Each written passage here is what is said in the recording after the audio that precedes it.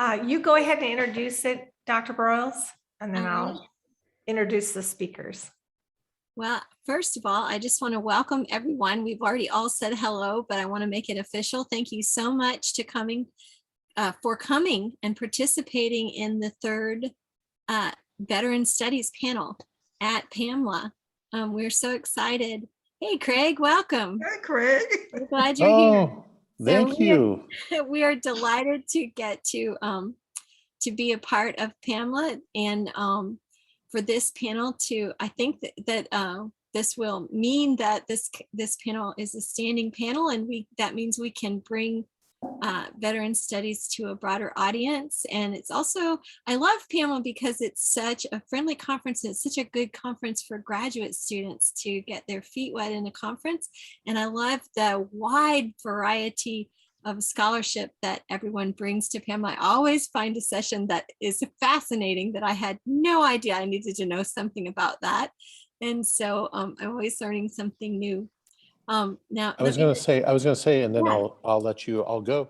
Thank you all for coming, and thank you, Nan, and thank you, Catherine, for really building this into such a wonderful addition to PAMLA.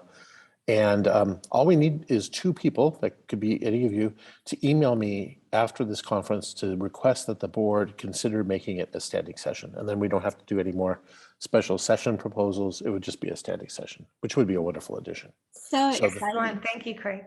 Thank you. Have a wonderful session. If I have to leave, don't take it personally. It's not about you guys.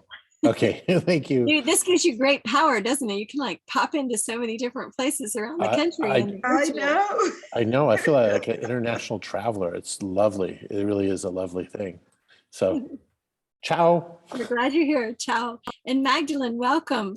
I see you pop into the room. So we just got started. You haven't missed anything. I'm just rambling an introduction here.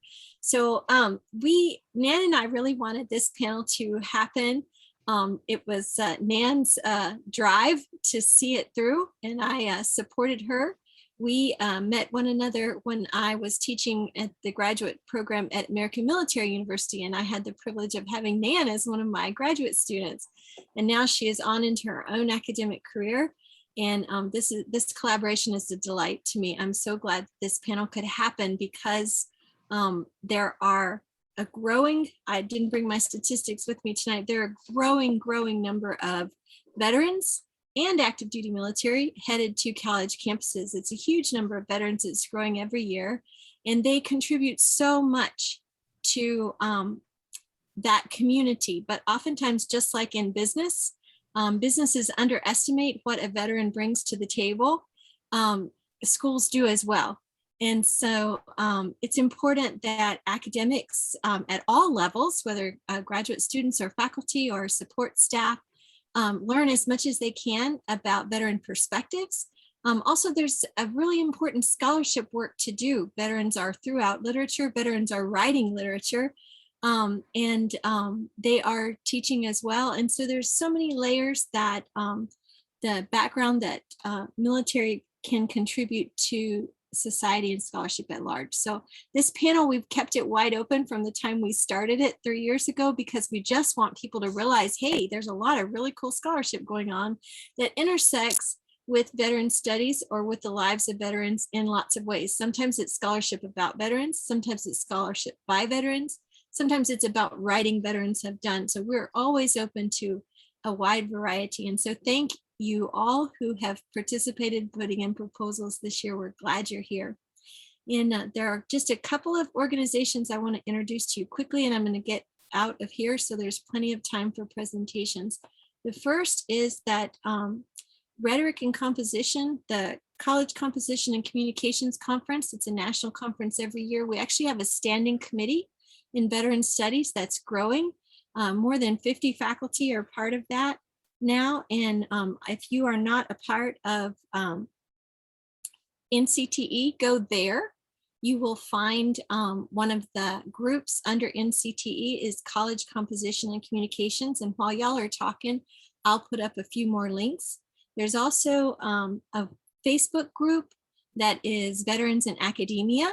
Everyone is welcome. And it's not a super active group, but whenever anyone is doing some scholarship and they want a second set of eyes, or they're looking for suggestions for readings. Folks doing dissertations want to throw an idea out there, you can join that group, throw that up there, and some pretty amazing people will probably answer you if they have anything that they can help you with. And then the final group that I want to make you aware of is there's a growing, sorry, I lost my place here. I want to give you the link. Here it is. So there is a Journal of Veteran Studies that is doing all kinds of putting all kinds of scholarship out there. It's an interdisciplinary journal. We hope that you will submit your work there. But there is also a group around that journal that has emerged to begin a professional studies group. So the veteranology.org will take you to an opportunity to join the group. Just as you're a part of PAMLA, you can be a part of the Veteran Studies Organization. And they also do a biannual international conference that is interdisciplinary. It happened 2 years ago. It should have happened again this past year, but COVID happened instead.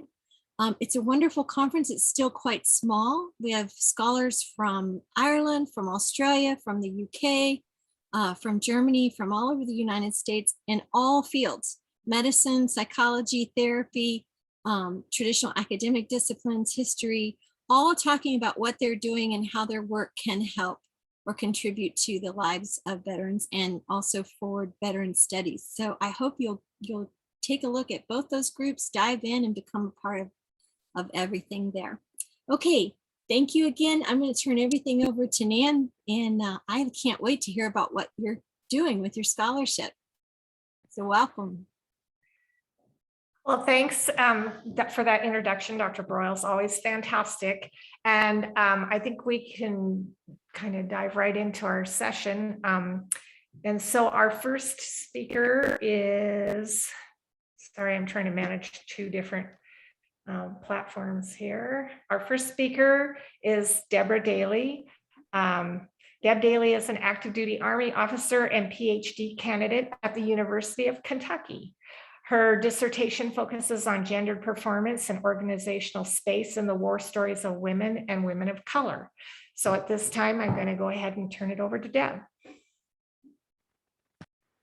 And thank you so much for the introduction, and thank you so much for everybody. I have to preface, because I am still in the Army, that the views and ideas presented in this presentation are not a reflection of the government of the United States of America or the United States military. They are entirely my own thoughts on these subjects, and so I will take full responsibility for where they're at. But to that end, I want to take a moment to talk about some of the work that I've been doing with respect to Helen Benedict's novel Sand Queen. And so I've titled this presentation Home Away from Home with a question mark as a way of kind of interrogating and pushing back against some of the traditional ways in which we might read, or the ways in which we're taught to think about space. And so some of this inquiry starts after I read a monograph that was published in 2006 for the US Army War College. And it was published by two gentlemen there, Leonard Wong and Colonel Stephen Garris. And they examine how forward operating bases, or FOBs, as they're called in shorthand, can function as, quote, refuges from danger, places of renewal for physical needs, a respite from the mental stresses of battle, and finally, a means for soldiers to stay connected with the world outside Iraq. And because of the amenities they offer, FOBs are often described by service members as a home away from home, or as one general described to a Los Angeles Times reporter, little oases in the middle of a dangerous and confusing world. The FOB is a prominent feature in the landscape of contemporary narratives of the war in Iraq, and has produced veterans with perspectives of combat which really differ from their predecessors of past wars. But studies like Wong and Garris's have the effect of homogenizing the experiences of the FOB by presuming that all service members' experiences of war are similar, when in fact gender identities and power structures are problematically perpetuated in these, quote, homes away from home. So I make the case that women, at least in the study, are rendered invisible as participants in war. And for me, this is an issue because the organization and materiality of FOBs can often magnify the tense relationships between space and gender. And I want to look specifically at Helen Benedict's Sand Queen, which is a novel that fictionalizes the experience of a young soldier deployed to Iraq and her struggle to overcome the trauma of her wartime experiences. To think about how women negotiate spaces like the FOB that are not always a refuge from danger or a respite, as Wong and Guerra suggest, but really the site of potential danger and trauma. But there are a lot of scholars whose work on gender space in the military are relevant to a lot of the things that I'm going to talk about today, and I can't cover all of them. And so I want to draw in two scholars whose work provides me with the most useful frameworks, and that's Linda McDowell and Lorraine Dowler. Linda McDowell's scholarship considers, among a number of other things, the relationship between gender performance, labor, the workplace, and class.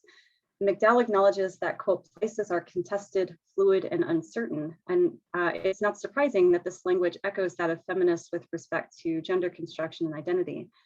The space is mutable. Gender relations remain important to geographers since, quote, spatial division, that between the public and the private, between inside and outside, plays such a central role in the social construction of gender divisions. It is because space is socially constructed and dialectical that McDowell argues, quote, places are made through power relations which construct the rules and define boundaries. And that, quote, these boundaries are both social and spatial. They define who belongs to a place and who may be excluded, end quote. But these power relations affect more than just space. They also shape who we believe belongs in different spaces. And we can see this in the socio-spatial organization of institutions and structures in our everyday lives. And McDowell's work is foundational for reading and interrogating power relations at work in social geography, but a lot of her scholarship focuses on labor markets and urban geographies. And for me, that's useful in other places, but for here, it doesn't really help me so much thinking about spaces of war. And for this, I turn to Lorraine Dowler, whose understanding of power relationships more explicitly interrogates spatial constructions of gender in war. Dowler begins her examination of gender and identity with a paradox, really. That war is usually a catalyst for change, but it can, quote, often become an agent of conservatism with regard to gender identities. So maybe putting this another way, war tends to contract rather than expand views of gender roles, so much so that the power relationships, which for McDowell construct the rules and define boundaries, become even more rigid and dichotomized along gender lines. The differences between man and woman, masculine, feminine, become less flexible, as do distinctions between home, front, friend, and enemy. And this conservative orientation during war affects not only constructions of space, but also our expectations of those existing within that space.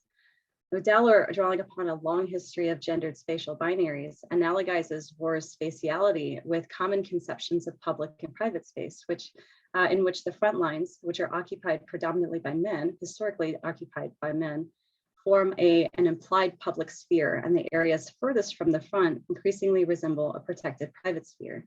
The battlefield is a space associated with masculinity because men traditionally occupy this space during war, and also because such space is perceived as public. The body, the space, and the activities of the battlefield are linked by cultural notions of masculinity. And this association is not because the battlefield is considered open and accessible to everyone, but because it's defined against what it isn't. The home front, the private space that men presumably go to war to protect.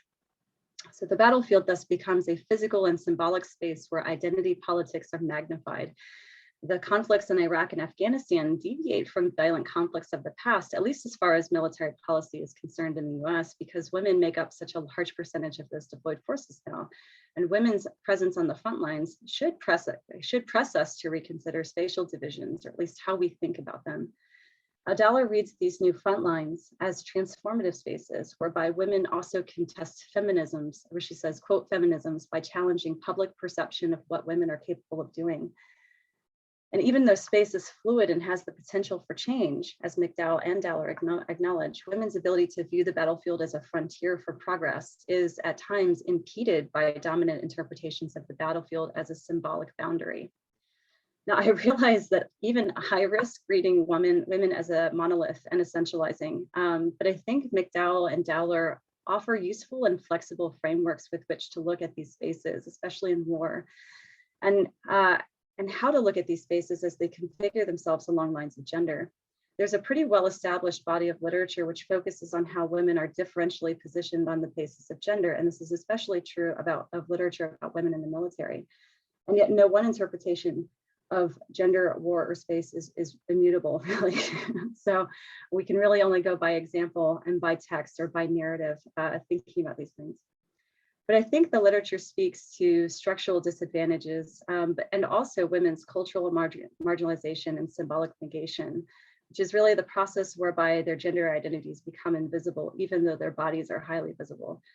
My goal is not to essentialize space in such a way as to say all women experience the FOB like this, but really to make the case that by not looking at the interrelations of gendered space of war, I think we risk universalizing the lived experiences of these spaces and obscuring power structures which differentially affect service women and also men.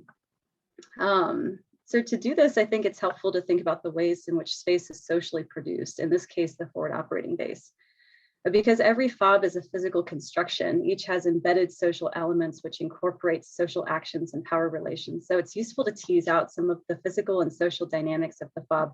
And in the interest of time, I will very briefly describe forward operating bases with the assumption that most of us have a familiarity with them, either in the literature or just, even just seeing images of the recent wars in Iraq and Afghanistan.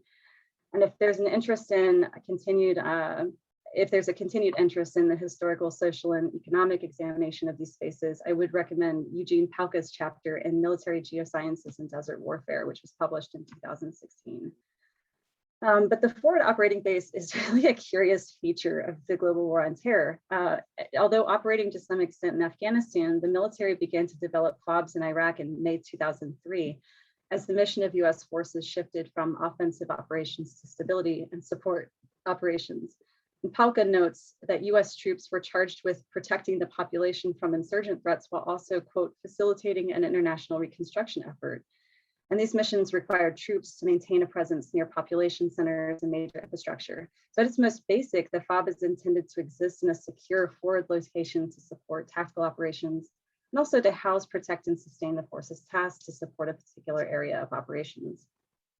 But the size or scale of FOBs can differ based on a number of factors, to include matters of geography, the mission of the units that are assigned there, the size of those units, and the anticipated duration of operations. So to this end, not all FOBs are created equally. In some cases, they're established in locations with permanent structures already in place, and those facilities allow for more elaborate support infrastructure. And on the other extreme are FOBs that are established in much more remote, undeveloped locations like Camp Bucca, where Sand Queen is set. Originally established as a location to consolidate prisoners of war captured by British forces, as they maneuvered through Qasr in the southeast side of part of Iraq and then up to Basra in March of 2003. Control of the austere camp and its detainees transferred to US forces, and that location eventually became the designated theater internment facility. But to support that as a theater facility, the operations at Camp Bucca required at least to support all of that, the priorities for the units tasked to manage operations there included building up the defensible perimeter, reinforcing detention cells, and building additional detainee capacity. And all of these things before substantially expanding the living areas for soldiers. So at least what we see in Sand Queen, conditions are fairly austere at the time that this novel is set. We learn that Kate and her fellow soldiers live in co-ed tents. They eat ready-to-eat meals since there's no place to prepare food on the camp. They use plywood outhouses, and they improvise showers when possible using water bottles. So it's a very primitive in terms of living conditions as compared to what Camp Bucca would become in the later years. And I think what's important to revisit Garrison and Long here, because they make the case that FOBs have become places where many of the stresses, frustrations, and discomforts commonly thought endemic to a soldier's life are mitigated, as we'll see in, at least with Camp Bucca, that's not necessarily the case. But they advocate that the FOB allows soldiers to return from the rigors of a patrol or a convoy to a space that's designated as safe. And even though that space is in a war zone, this assumption of safety, they suggest, allows soldiers to decompress and recover mentally and physically from operations, at one point noting that the amenities at some locations, quote, allow troops to mentally leave the war zone, although in newer ways. And what they mean by this is by playing video games, going to movies, or unwinding at morale, welfare, and recreation facilities. And there are definitely drawbacks to FOB life, as we'll see, but in large part, the FOB is represented as this like refuge from the intense demands of war just outside of the perimeter.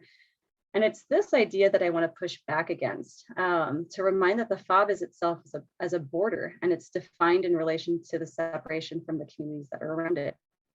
And within the FOB, of course, we have these subsections of communities and different borders to negotiate. But I think in the big scheme of things, one of the things that's worth considering is that the FOB may be in a community, but it's not of that community. The boundary is implied even in Wong and Garris's use of the word home to describe the FOB, a word which really is piqued my interest when I read through their study, in part because the word home is such a loaded term. The boundary is in the interest of force protection, but it's also a partitioning of space. In Sand Queen, the Iraqi woman protagonist, her name is Naima, she views the berms and barbed wire barriers surrounding Camp Bucca as, quote, a protection, a way for the occupying soldiers to remain in a state of ignorance to, quote, the rest of us out here in the real world, suffering the real world suffering. Boy, that's a mouthful right there. Retreat into the FOB then means not only crossing a boundary, but closing oneself off to a part of reality in the combat zone, like going home from the workplace in a way. So in addition to sheltered service members from one part of the reality of war, the FOB itself is a space with controlled access. Moving between checkpoints is like moving between the thresholds of private, the FOB, and public, the area outside the FOB. And these binaries of public and private, as noted earlier, are mapped onto and construct gender difference, whereby the private space of the home is typically aligned with the feminine, and the public space of the front line or the battlefield is associated with the masculine. Home associated with privacy and also pleasure, safety, subjectivity, and the local, qualities which are remarkably consistent to Wong and Garris's characterization of the FOB. And public spaces outside of the FOB is presumably masculine spaces associated with danger, objectivity, and with global knowledge production. There's so much more to say than time permits here, and I want to offer maybe 3 points before I get into Benedict. And the first is that I offer very traditional readings of gender and space on the construct of the FOB, but I also want to suggest that the space outside the FOB, the battlefield of hearts and minds in this conflict, is also terrifying in its unfamiliarity, and I think it's a point worth pursuing in other literature. The public is a space of knowledge, but it's also where soldiers feel the most vulnerable and in some cases culturally and socially dislocated. It's a space of potential unmanning, maybe to put it a different way. The battlefield itself is subdivided into public and private, and the implications for these gendered encounters are, I think, themselves fascinating, but definitely beyond the scope of what I can handle today. The second, I think it's important to remember that because FOBs are social spaces, they're also socially structured by power relations. And this hierarchy goes beyond just access to facilities like headquarters and operation centers or different partitioned parts of the FOB. But it is part of what David Buchanan describes as a hierarchical psychosis, which dictates the social order on FOBs between support and combat troops. In short, combat troops are seen as the top of the pecking order, not only because their jobs are inherently more dangerous, but because they have access to the public space outside of the FOB compared to the support troops whose mobility is restricted to confines of the base. And there are definitely exceptions to that in the support realm as well. But we can see a dichotomizing which echoes gender divisions. And that brings me to my last point. And that's that feminist geographers have long observed that private spaces of the home might be gendered as feminine, but it is also, the home specifically, is a space subject to patriarchal authority and as such can deny women and children autonomy and safety. And Helen Benedict's journalistic writing about women in Iraq, I think, underscores this point as well, as she explains that women fight essentially on two fronts, the first against an enemy force and the second against harassment from fellow soldiers. This home away from home, it seems, is not much different from everyday spaces and structures that service women navigate at home. I'm really trying to keep my observations about Sand Queen to a couple of examples, since this novel is really the entire focus of a chapter for me. I'm going to rein myself in, and I'm going to look at a couple of concrete examples of how we can start to read space and gender, and I'm going to read them into everyday spaces in order to invite an opportunity, and then invite an opportunity to speak about these issues later in the panel, or thinking about different spaces. So for those unfamiliar, Sand Queen was published in 2011, but it's set in mid-2003 in Camp Bucca, Iraq. And the novel is unusual in that it's told from the eyes of a young servicewoman, Kate Brady, and a young Iraqi medical student named Naima. There's a third voice, that of Kate, in the novel's present, as she involuntarily receives mental health treatment at a veterans hospital. But these sections, I think, are important because they draw attention to overlooked traumas of war that are borne by women. And there's definitely a lot of terrain to cover when we want to think about trauma and how it's represented within the text. But in the case of this novel, I think, Kate struggles to heal from her own physical injuries, but also dealing with the death of a close friend from a mortar attack and then the aftermath of a sexual assault. But what strikes me about this novel is what we can learn about how women negotiate spaces like Camp Bucca that we cannot understand from other war stories, particularly those written by men. And I'm interested in how women like Kate shape space, but also how space shapes them, how it influences or changes their behavior. So within the first page of the novel, we learn that the extent of Kate's personal space consists of a cot within a co-ed tent filled mostly with men. The tent reeks of them, she observes. And when she returns to her tent after working a full shift at one of the camp's checkpoints, she's reminded that 2 of the men from her squad are, quote, right here with me across the aisle. So I can never get away from them, even for a freaking minute, end quote. So frustrating to Kate is the fact that she is never alone, and the tent itself, overcrowded as it is with 18 green cots lined up on each side, affords her little privacy from the men in her unit. There are 2 other women in the tent besides Kate, but for the most part, they are surrounded by men, which means that they also stand out because they are the anomaly. As such, they draw more attention from the men that live with them. They are subject to surveillance and scrutiny, which, at least from Kate's perspective, is unevenly applied to the men themselves. But Kate has the misfortune of bunking next to a soldier nicknamed Mac Truck, whose perpetual harassment makes living next to him difficult, to say the least. Returning from her shift, Kate realizes that Mac Truck has, quote, nudged his rack over closer to mine. Again. And while we can definitely read Kate's annoyance in the word again, it's important to recognize this moment as a contestation of space. Mac Truck moved his cot closer to Kate, encroaching on her personal space even in her absence. And his belief in his ability to take up space comes from a place of privilege, the assumption that Kate's personal space is available to him, and it reflects a power relation that devalues Kate as a co-equal member of the unit. He's allowed to take up space, and she is not. But this is not an isolated incident, apparently, as Kate has requested intervention from her platoon leader to, quote, make the slob move over. Her request is dismissed, and she was advised to handle the matter herself. And she does handle it by nailing a dead camel spider to the tent pole above Mac Truck's cot. But she also reclaims her personal space by creating a boundary between herself and the men around her by stringing her poncho liner between the cots. Kate reflects, quote, this is the only wall I've got between me and this creep. I've been putting it up ever since he started whispering obscene suggestions to me on our second night here. Creating this singular wall becomes an act of resistance for Kate, a way to reclaim a small amount of personal space and avoid the gazes of the men around her while she changes her uniform. She essentially renders her body invisible by putting up a visible barrier in its place. And I think the implications of this are really, really quite interesting, especially in conversation with the other implications of co-ed living among soldiers and the debate about whether to separate men and women or whether they should cohabitate during deployments. Not all of the spaces in the novel, however, are as changeable by putting up a poncho liner. And for this, I want to think about latrines specifically in the text, because these are issues that seem to come up in a lot of war stories, but mostly mostly as they're referred to by men. The latrines, for at least in this novel, become a source of physical and mental anxiety for Kate. And as we learn about her experiences working at the checkpoint of Camp Bucca, we're confronted with the fact that Kate has no place to urinate privately or safely. To limit her need to relieve herself while she's on shift, she's curtailed her water intake to self-regulate her need to urinate.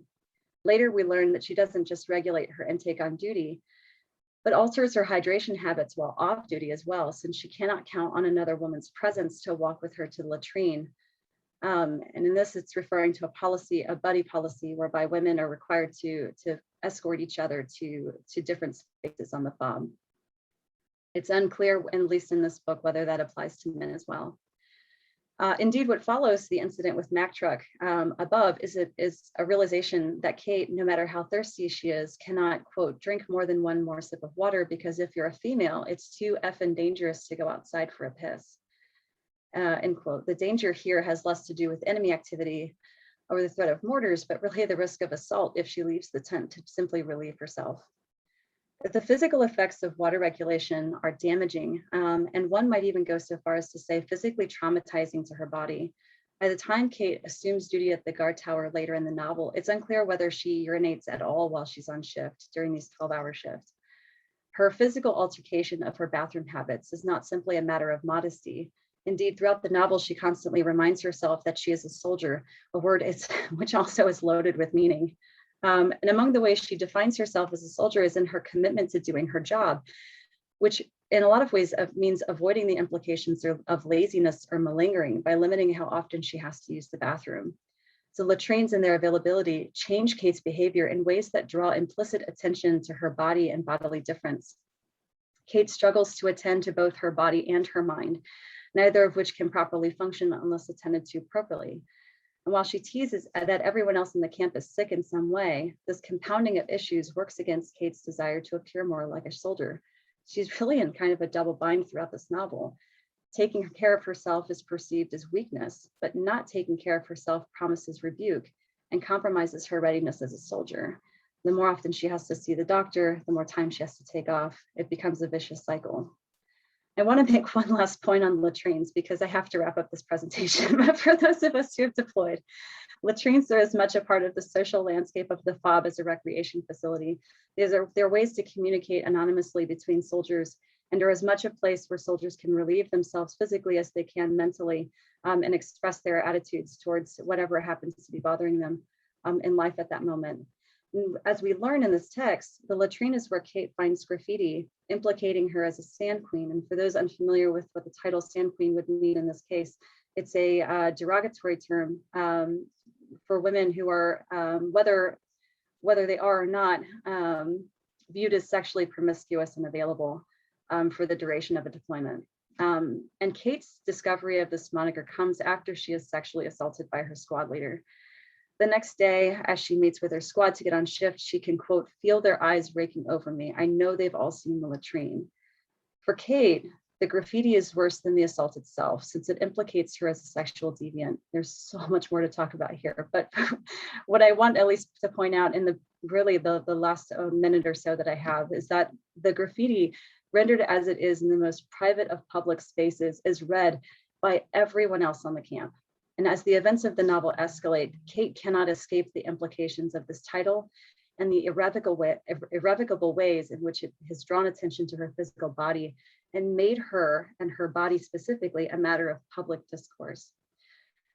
Now, there's a lot to be said here about the amount of about what we can say here, but I at least want to conclude by pointing to the fact that as women become a much larger subpopulation of the military and veteran populations, and arguably a much more diverse population, I think it's important that not only are we attending to the traumatic events of the sometimes traumatic events of their service, but also understanding the ways in which this correlation between space, gender, and at least the context of war itself, the social hierarchies and the power relations that are at work in those spaces, also affect the ways in which they not only remember their experiences, but also the ways in which they are working to move on from those experiences as well. So with that, I'm going to conclude and look forward to questions in the Q&A. Fantastic.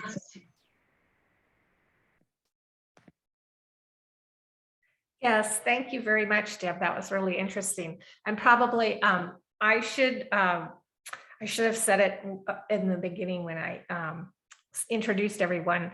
We'll take questions at the end, and I'll watch the clock for the time because I know it's hard when you're presenting to do that. And I'll give you a 5-minute warning in the chat when we're getting near the end. So Deb, we're going to save our questions to the end of the presentations. And then, but thank you. That was very interesting. I don't know. I think there's a way we could clap on here with an emoji, but I don't know how to do it. So, so with that, our next presenter is Caitlin O'Hara. Oh, who's clapping, and Catherine's clapping. Thank you, guys. And so I'm just going to read Caitlin's bio for everyone. Caitlin O'Hara graduated with her bachelor's in economics and finance from the University of Nevada, Las Vegas, and she's now pursuing her MBA from Seattle Pacific University. She is currently employed in the medical device industry and is located in Phoenix, Arizona. Her experience and affiliation has helped her develop a passion for assisting veterans and the challenges they face in their quality of life. Okay, with that introduction, Caitlin, if you would like to go ahead. Awesome, thank you, Nan. Let me share my screen.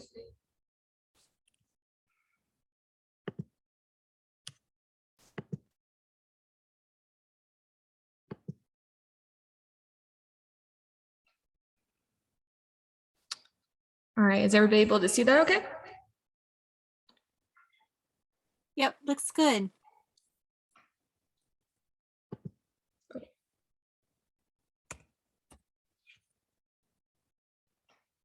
All righty. So thank you for the introduction and the opportunity to be a part of the 2021 PAMLA conference. I would like to start off by saying thank you to veterans, active duty, and all those who have served our country. My exposure to the military has been through personal stories from family members who have served, conversation with veterans and active duty military, and different films portraying the soldier experience. So as we begin this presentation, I'm eager to begin a conversation to better understand the impact of mass media and film on the perceived treatment of veterans and the realities of war. So medical treatment of veterans before and after military service is a system where treatment has a specific protocol. Specific protocols offer challenges to the introduction of alternative medicine, even when there are more effective options available. The protocol in most specialties may default to prescribing opioids or performing high-risk surgery as an immediate response for pain management, but may decrease the quality of everyday life for the veteran. This protocol tendency is demonstrated in literary fiction and film from a variety of military conflicts worldwide and illustrates the challenges suffered by the veteran while pursuing care, where the combat veteran seeks a city of God to achieve quality of life upon return to civilian life. The transition often results in a city of destruction with no hope of being healed. Utilizing the lens of film, this topic will explore the different specialties within the current VA medical system and the receptiveness of doctors in using alternative medicine for effective pain management and improved quality of life for the veteran.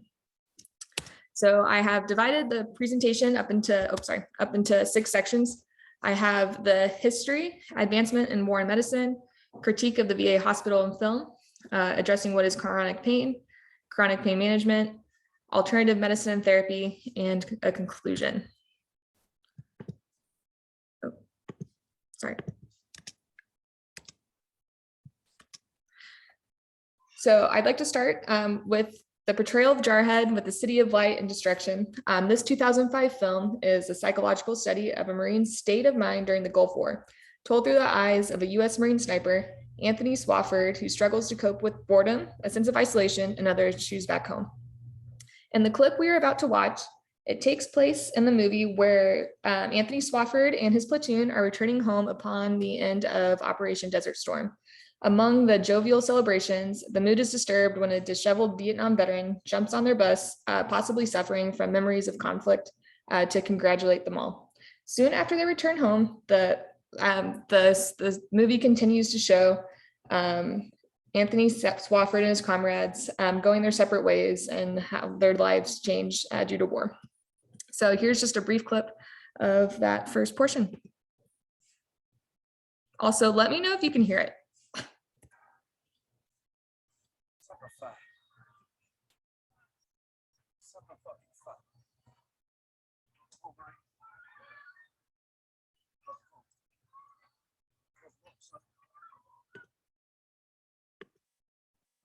Oh, okay.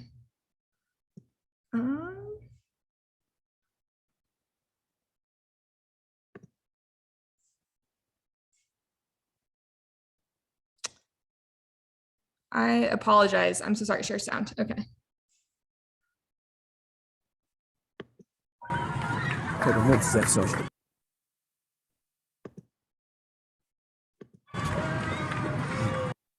Sorry, everybody. Start.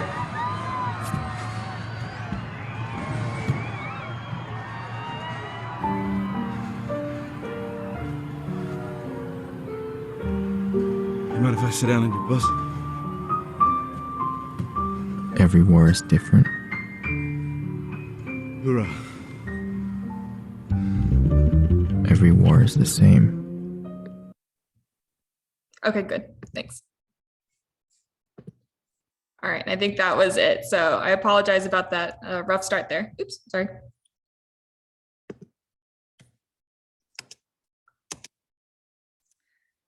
All right, so the City of Light is portrayed in Jarhead as the camaraderie, identity, and action of the war, where years of training are finally used by the US Marines in defending their country. What may initially be viewed as a place of destruction, Anthony Swofford reflects on his time at war, the experience and relationships formed with fellow Marines, and what will bind them for life. This bond is something that will not be understood by civilians and others outside of their shared experience.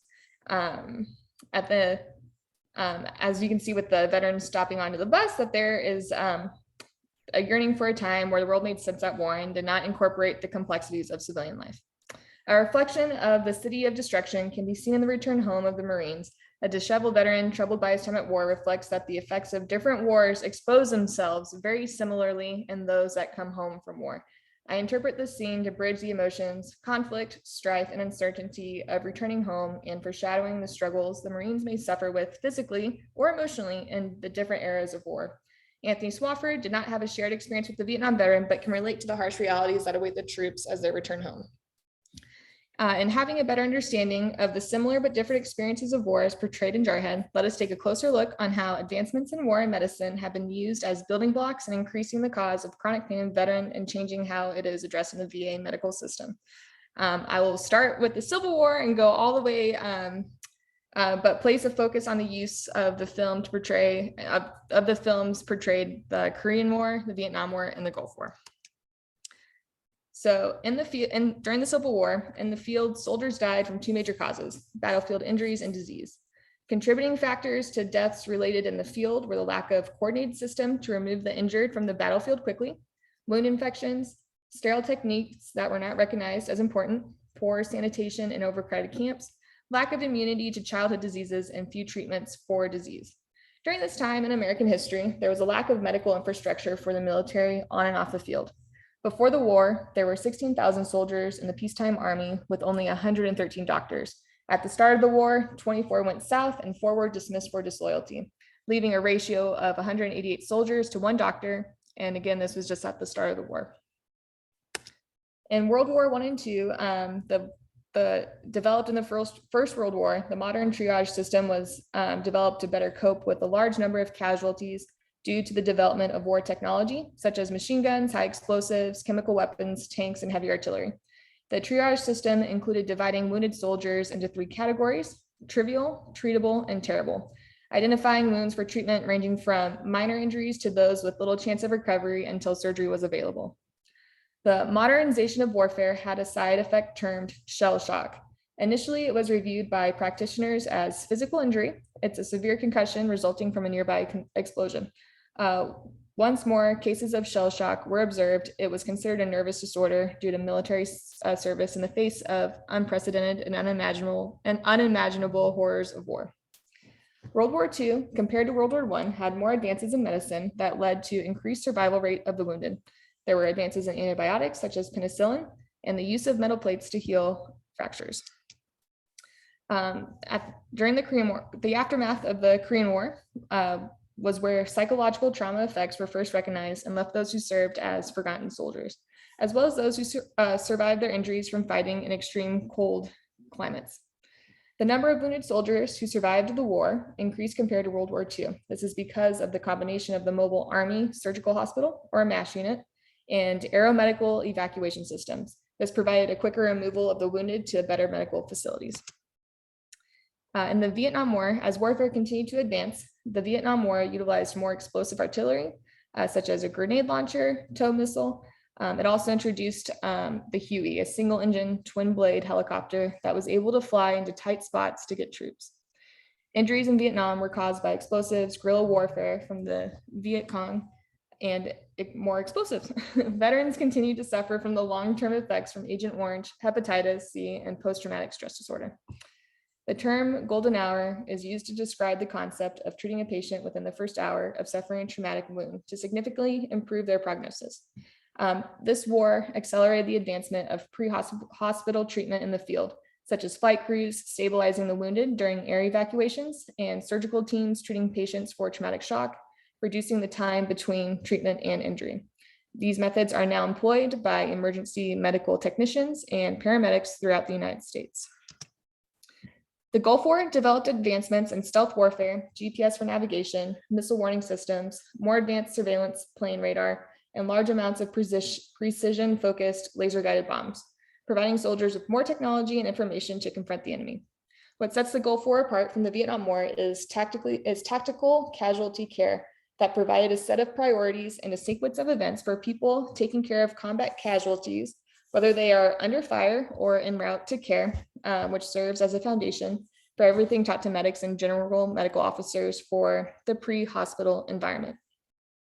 The casualties sustained during the Gulf War were relatively light. Soldiers were exposed to various chemical and biological agents, including like anti-nerve agent pills, pesticides such as DEET, and particulate airborne matter from the oil fires.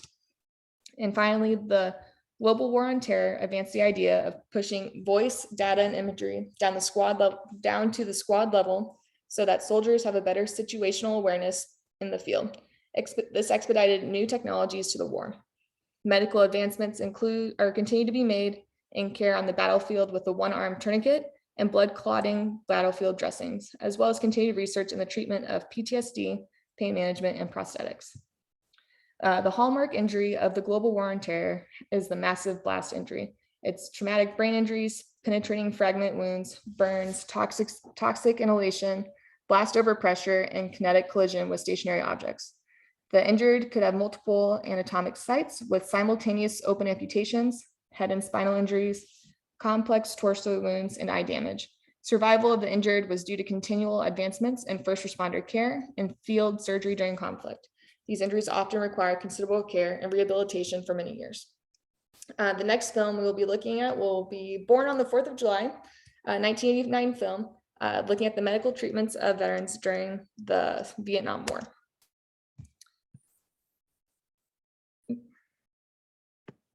Oh, so to preface, the film Born on the 4th of July is a biography of Ron Kovic. He's paralyzed in the Vietnam War. He becomes an anti-war and pro-human rights political activist after feeling betrayed by the country he had fought for. So during this clip, during a firefight, Kovic is critically wounded, shot first in the foot and then through the chest, smashing his spine. He lays trapped in a field facing certain death in Vietnam until a fellow Marine rescues him. Paralyzed from the mid-chest down, he spends several months recovering at the Bronx VA hospital. The film depicts the living conditions in the hospital as deplorable. Rats crawl freely on the floors. The staff is generally apathetic to their patients' needs. Doctors visit to patients infrequently. Drug use is rampant, and equipment is too old and ill-maintained to be useful. Kovic sustains a bad fall or suffers a bad fall during rehabilitation that causes a compound fracture to his femur. The injury nearly robs him of his leg and puts him in traction for several months. He argues with doctors and staff who consider resorting to amputation. Oh, I will. How you doing, Eddie? Let's see what's wrong with this thing. Doctor telling me that if we don't get this pump working, that they're going to cut my leg off. I want my leg. Be all right. What do we do? Do we have another pump anywhere, doctor? Well, this is the only one in the country right now, Eddie. Ron, it's Ron Kovic, doctor. Sorry, man, Ron. You are a doctor. It's the Vietnam War, Ron. Cutbacks. The government's just not giving us the money we need to take care of you guys. We're doing our best. It's really too bad. It's not fair at all. Well, doctor, I tried really hard to keep this leg. No, man, I completely understand. I've been strapped in this bed for 4 months so that I could keep this leg, and I want this leg, and I'm trying to remain calm. Maybe I can rig up a substitute. Substitute? Yeah. I'll look in the basement and see what we got. Good. All right? And you're coming back? Soon. Soon? Here we go, Ron. Here we go. You really did try to help Mr. Kovic.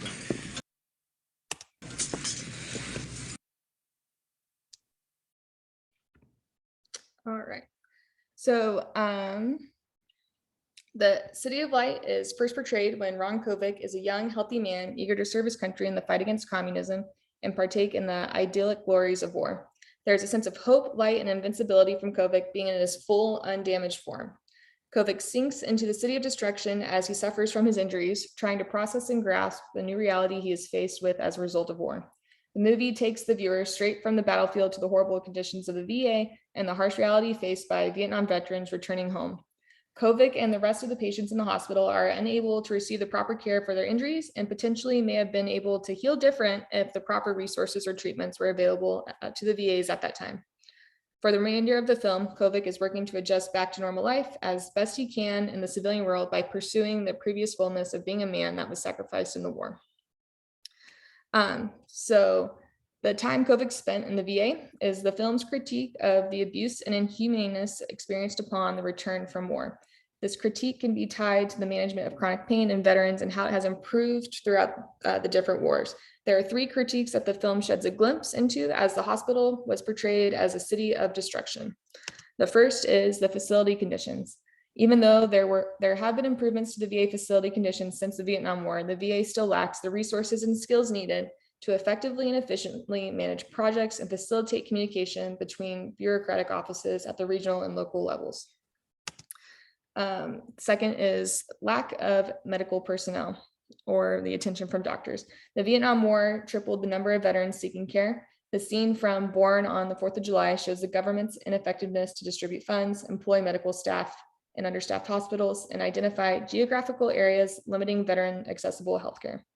Because the VA hospitals were understaffed at this time, they had to hire subpar medical professionals. There was concern among the patients that physicians were breaching the standard of ordinary care by failing to properly treat and/or diagnose patients. This could include ignoring patient complaints, neglecting care, which resulted in patient death, and a significant waiting time to see a primary care doctor. And lastly, we have proper equipment and storage. The doctor in the scene mentions to Kovic the lack of funding for upgraded equipment and tries to find a close replacement for the traction in the basement. The scene highlights a relevant theme in the VAs even today, where there is a lack of medical supply, such as equipment for dialysis, testing equipment, and surgical equipment, as well as a lack of proper storage areas to store sterile equipment that is not mixed in with dirty supplies. As Kovic heals and is released from the VA hospital, he is left with the aftermath of war, like many of our veterans throughout the different wars, to deal with the physical and emotional chronic pain caused by an injury of war. And then our last film is A Hatful of Rain, filmed in 1957. This film portrays how a Korean War veteran's morphine addiction wreaks havoc upon his family. In the next clip, we will see Johnny Pope, the favored son, confronting his father, John Pope Sr., about the utilization of pain medication after sustaining injuries during the Korean War. The audience is aware that Polo, Johnny's younger brother, is funding his addiction, but John Pope Sr. is still unaware of his son's condition. In this clip, we see Johnny suffering from withdrawal symptoms as he tries to put up a front to his father and stand up for his brother.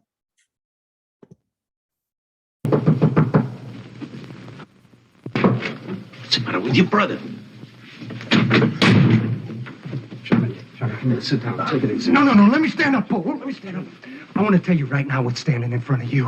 And it's not your Johnny boy. Johnny, I told you about that sergeant, didn't I, Polo? I told you all about that lousy sergeant. Well, he ran out, just like the sergeant ran out. Go on, tell him, Polo. Tell him what they give you. Go on, tell him what they give you. The nurse comes in, and then the doctor, and they roll up your sleeves. Let's take a walk, One, two, and then another. Johnny, let's take a walk. You know what I'm talking about? Johnny. I'm trying to tell you something. What are you doing, hitting cheap gin? Tell you something, old man. Come on, Leave it out of here.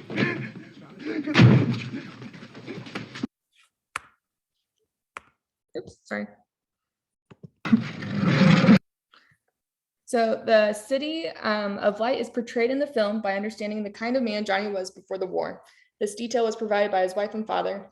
Favor, strong, and protector of his brother. He has a beautiful wife and a promising future, but up until this point, the viewer has not seen how the withdrawal symptoms from the opioids completely change his demeanor.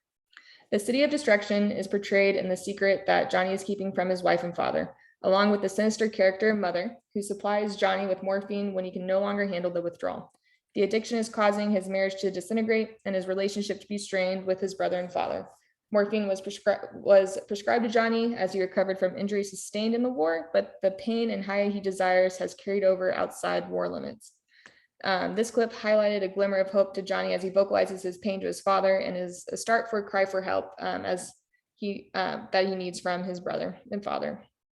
So this film highlights how common opioids are used to, quote, heal soldiers returning from war. leaving them with long-lasting impacts in physical and emotional pain. So chronic pain is, thank you. Chronic pain is pain that lasts over 3 months. It is defined, sorry, I lost my spot. The pain can be there all the time, or it may come and go. It can happen anywhere in the body. It is believed that chronic pain develops after damage to the nervous system.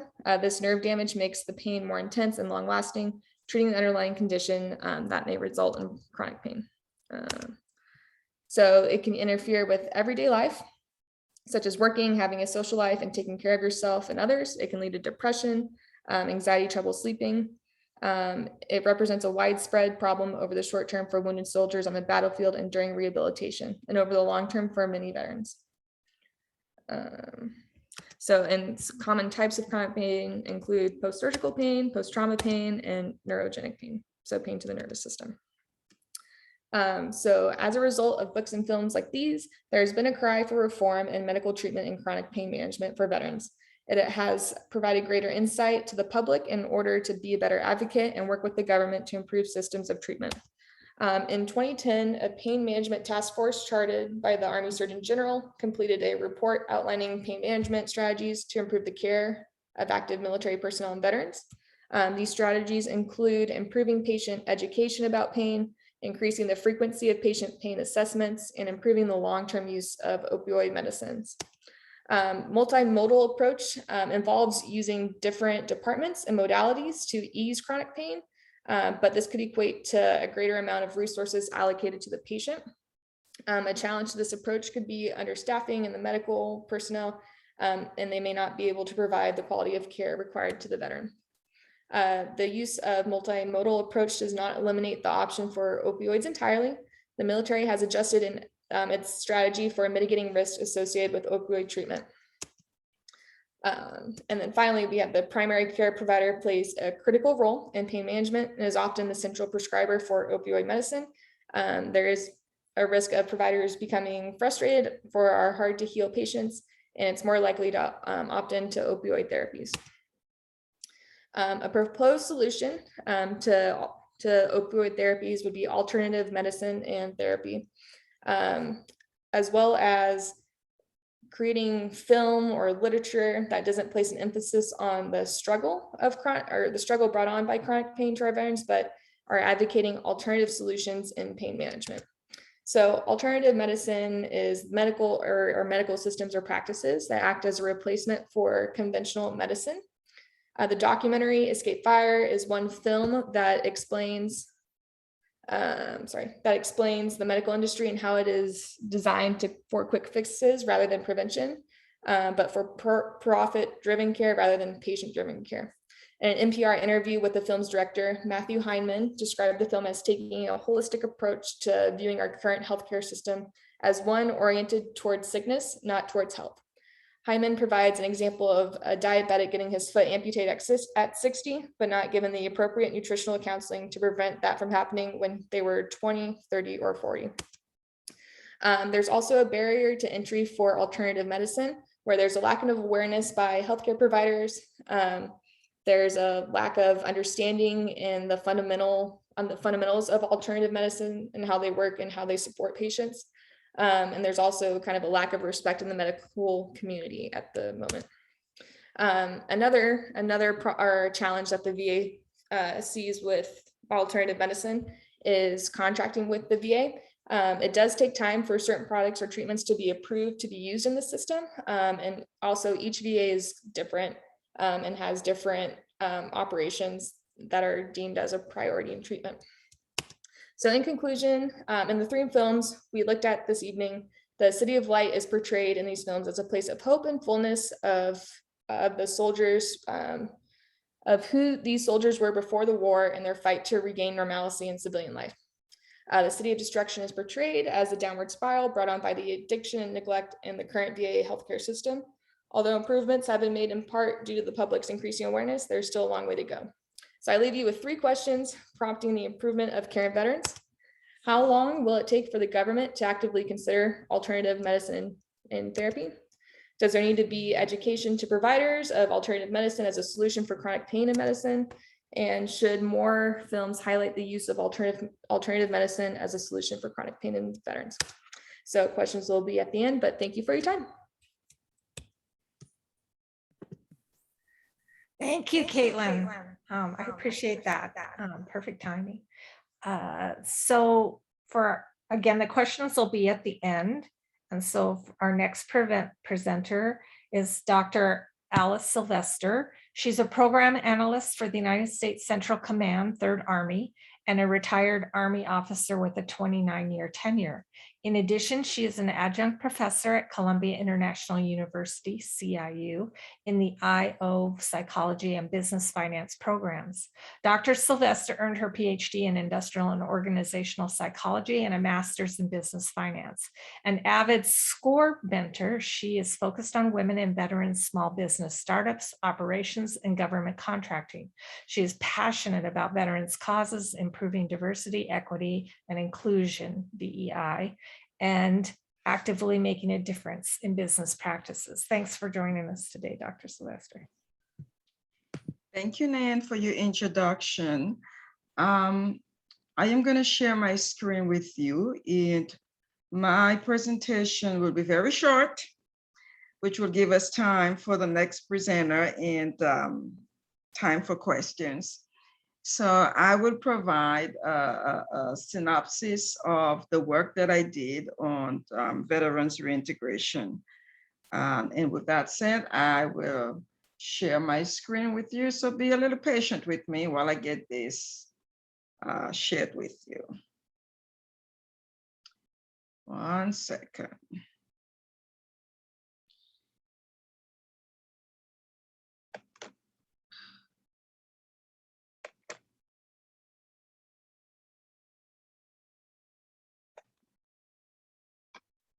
Can you see my screen? Yes. Okay. Again, hi everyone. I'm Dr. Sylvester, and I am presenting a synopsis of my work on veterans reintegration to the civilian workforce.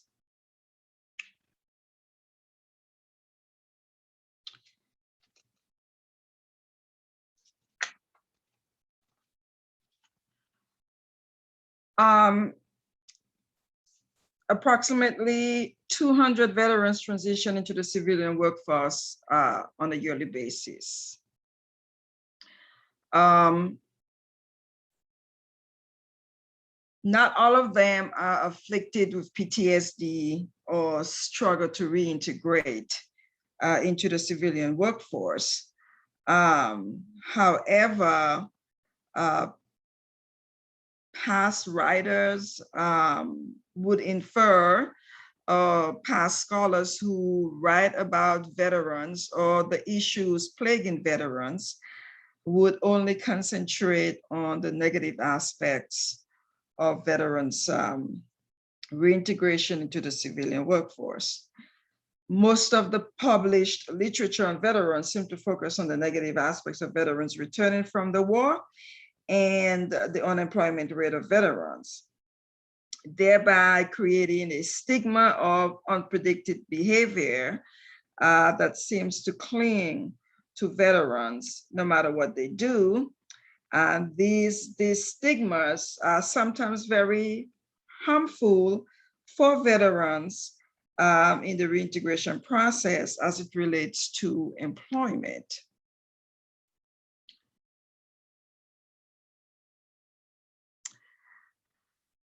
Now, as we all know, veterans bring a diverse set of skills and experience and expertise to the civilian workforce. Because when you're in the military, you are trained, you are highly trained, you're highly skilled, and you have a lot of experience. So when you transition, those experiences, those expertise, those skills also transfers with you, which can be quite beneficial to the civilian organization. And it's successful in the recruitment and selection process for veterans. However, as I said before, most previous writers and producers who produce movies about veterans choose to focus on the aspect of negative publishing and eliminate or ignore veterans who has been successful in the reintegration process. Now, my research focused on a total of 9 veterans, because I did a qualitative research, which is very in-depth in or rich in data. And you really don't need a lot of subjects to do that qualitative research. I was able to glean the required data from my subjects. Originally, I had 12 subjects, but when it was time to do the research, only 9 of them agreed to do the research. So I conducted a narrative inquiry into the transition of 9 veterans who reintegrated successfully into the civilian workforce. They all, and I wanted to explore those factors, those positive factors that contributed to their successes, but not, dwell on all of the negative factors and the unemployment rate as it relates to veterans. My subjects ranged from specialist to colonel. They were Black, Caucasian, Asian, and Hispanic, and with most of them serving multiple deployments throughout their careers.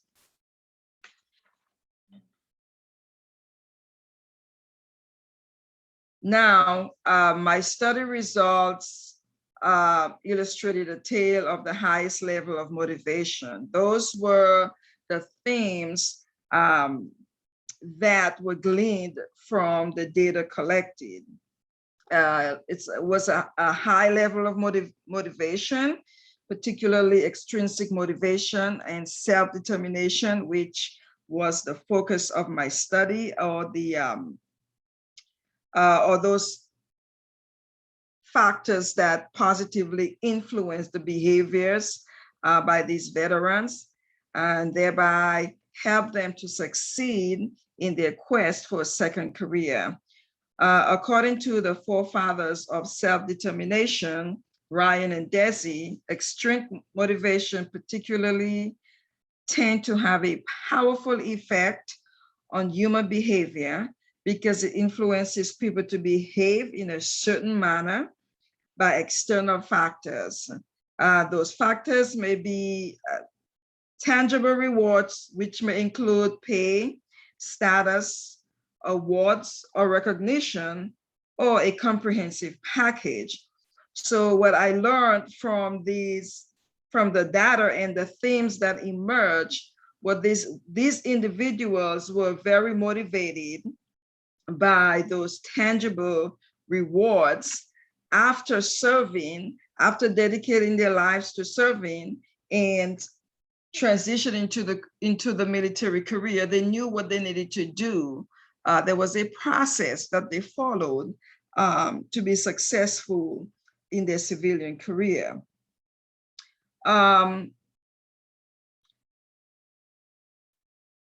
What I've learned is that even through my personal experience is that self-determination is a powerful antidote for any situation that a veteran or anyone may face.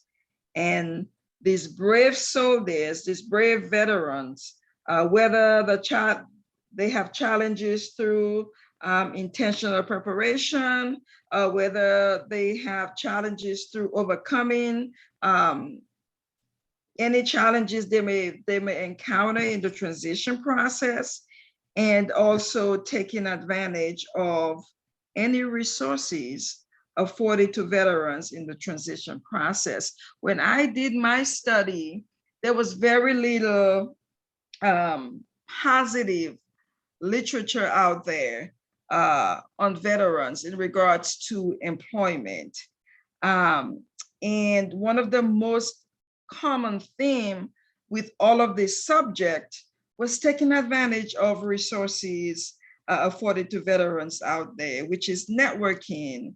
Now we've had more studies, more positive studies for veterans, just to encourage veterans through the transition process, and from those studies have brought about a lot of programs to help veterans in the transition process. So I will say we've made some leeway, but there is still so much more that we need to do.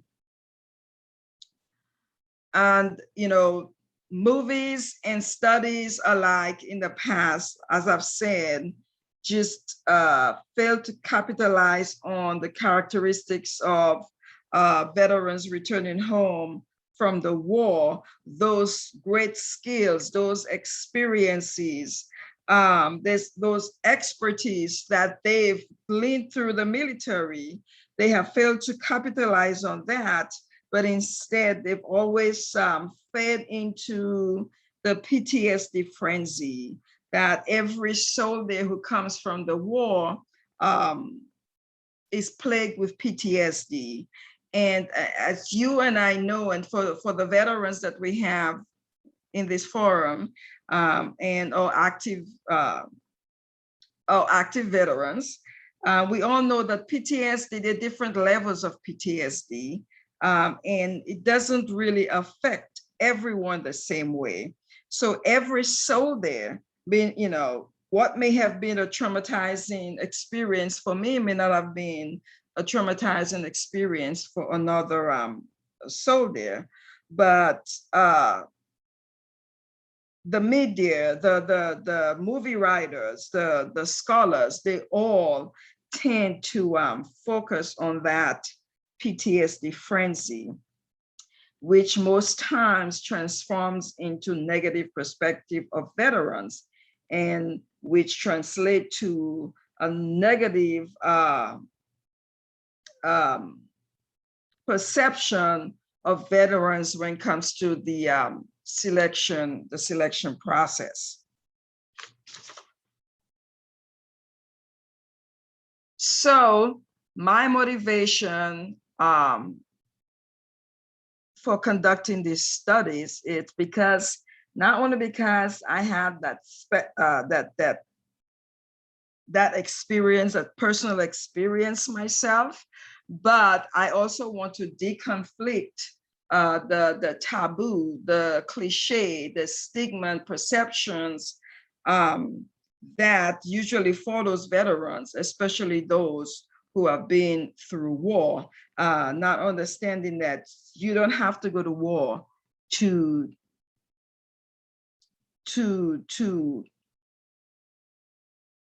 be deemed as, having PTSD. Traumatic stress you can get traumatic stress from any experience in life that's traumatic to you. PTSD is not only associated with war, but it's associated with anything that's traumatic in your life. It can be home, it can be at school, it can be just your normal life that you have a traumatic event, and you can be diagnosed as having PTSD. So it's really bothered me that the stigma. That stigma was associated with veterans, which was very unfair to veterans. So my intent was to deconflict and to disentangle the misconceptions associated with veterans, with war and with PTSD. So veterans can be afforded a fair chance in the selection pool in their quest for a second career after serving and dedicating their lives to the countries. And with that, I want to challenge all of our writers, scholars, whether you're a novice scholar or an experienced scholar or a film director or playwright, those who are writing the stories about veterans. And just like Caitlin presented in her presentation, all of those stories are really, kind of negative towards veterans. They show a negative perception of veterans, and we need to deconflict those cliches so our veterans can succeed. And this is why I want to challenge those writers, those directors who wants to tell the stories of veterans to seek those positive stories rather than those of PTSD or high employment rate, and to deconflict the stigmas associated with veterans, and rather improve the selection and employment situation by writing positive literature and developing positive films about the lives of our veterans.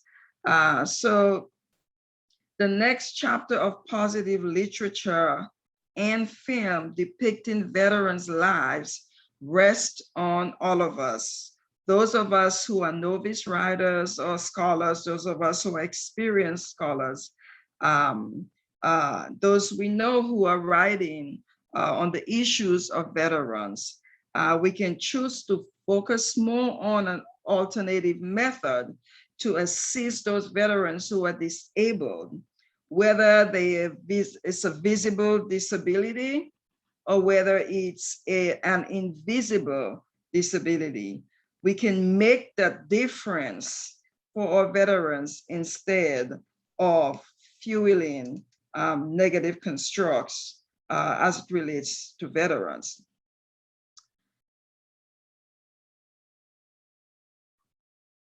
As a result of studies like mine and the few that I was able to discover during my my literature search or literature review, there have been a few more positive literature on veteran studies. And I'm very, very happy about that, because from those studies, we are able to glean a lot of programs. There's more programs now for veterans to assist in the transition process, to assist in the recruitment and selection process. So it is good that we are seeing the errors of our ways, but there is still so much more to be done in regards to highlighting the skills and the experiences and the expertise of the veterans who are transitioning to the workforce, so they can be, quite competitive with their civilian counterparts. And again, as I said, our veterans transitioning to the civilian workforce do have some disabilities. They're all not healthy, but we can still work with them. We can still devise courses of actions that will assist them in the selection process. And with that said, my colleagues and I are currently developing a study that investigates the aspects of disability, simply because the hiring trends right now, show that both, the trend that we have both noticed, that we've noticed is that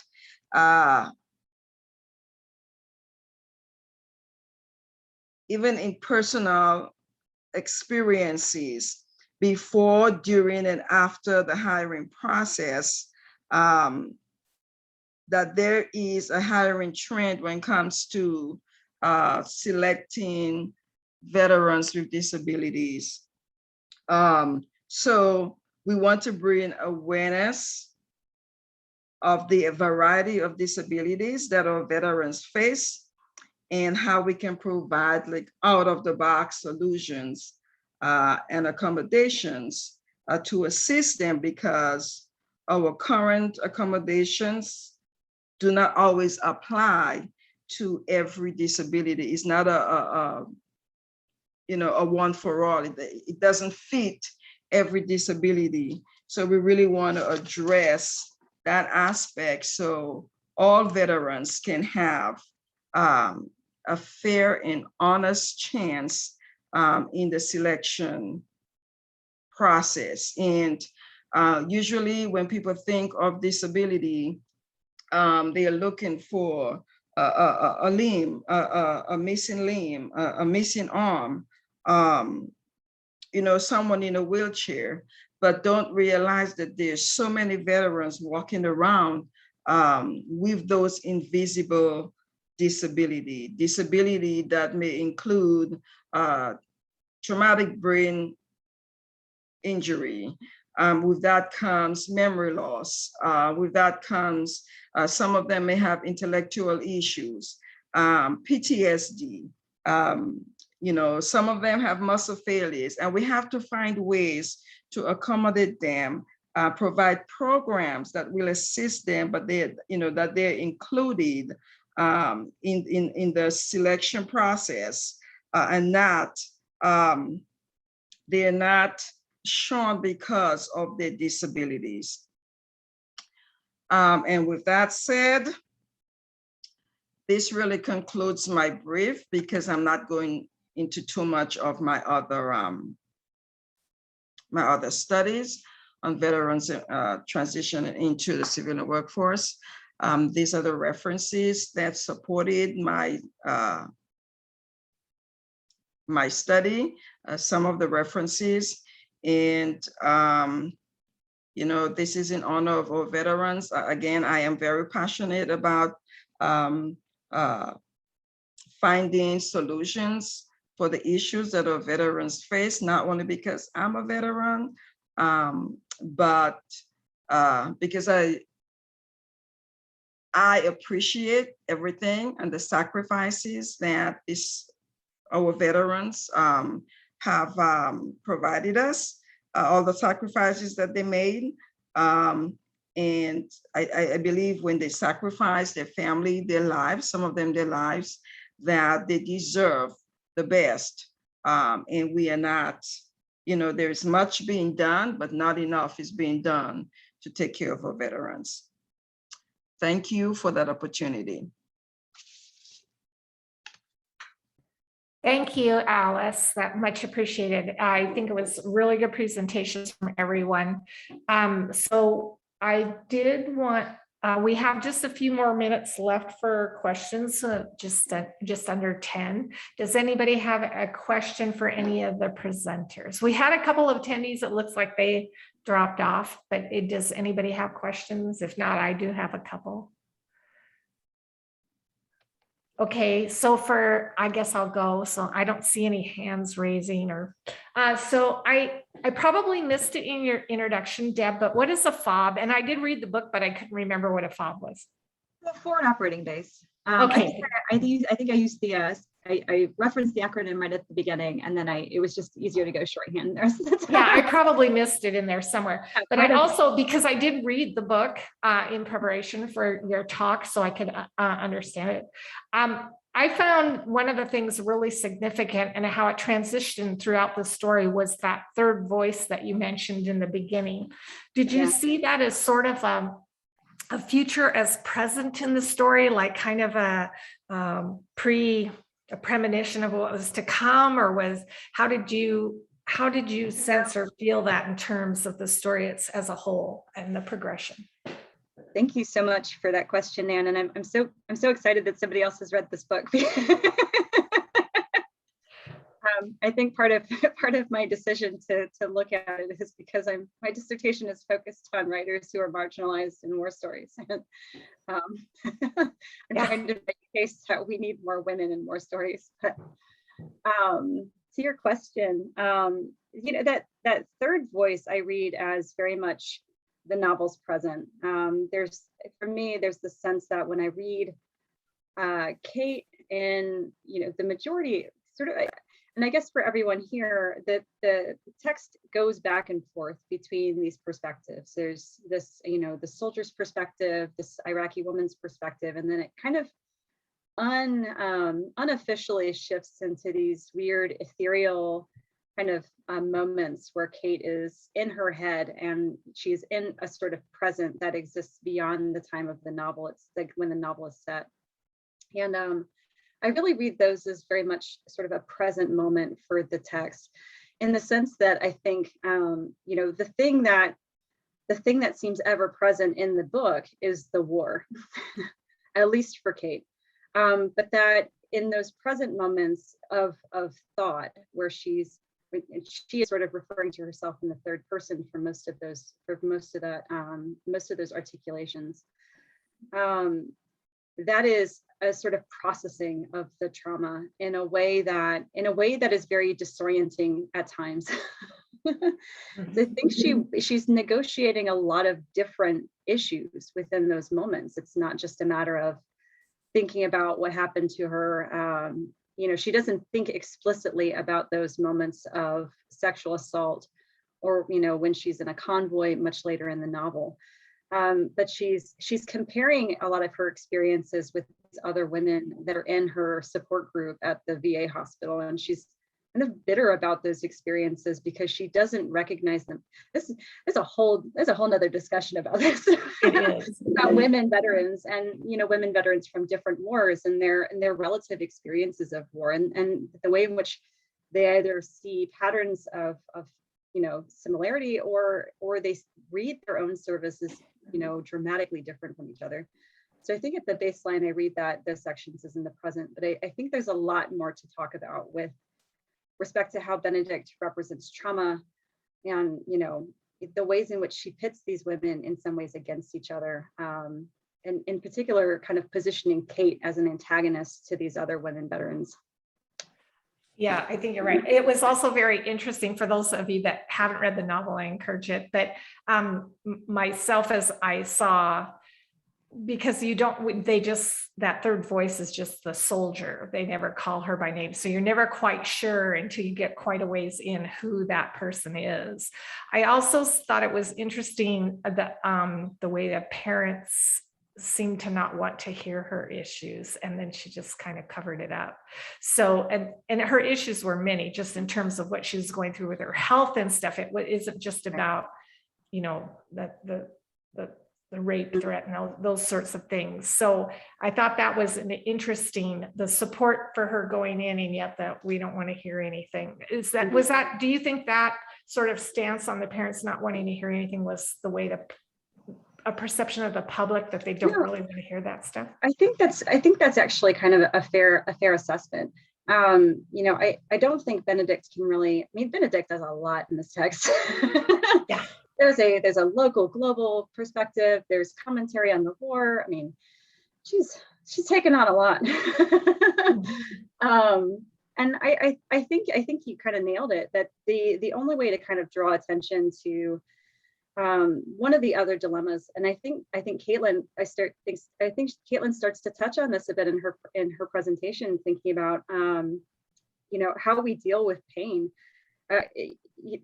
Benedict's not really able to represent the silences between Kate herself and the rest of the public around her, and so perhaps the one way to do that is to establish that distance and that silencing relationship between Kate and her parents, as sort of emblematic of a much bigger issue that I think I don't think she wants to take that issue on in this text. I think she's very focused on other things, but I think she does sort of use that as a way of creating an analogy there.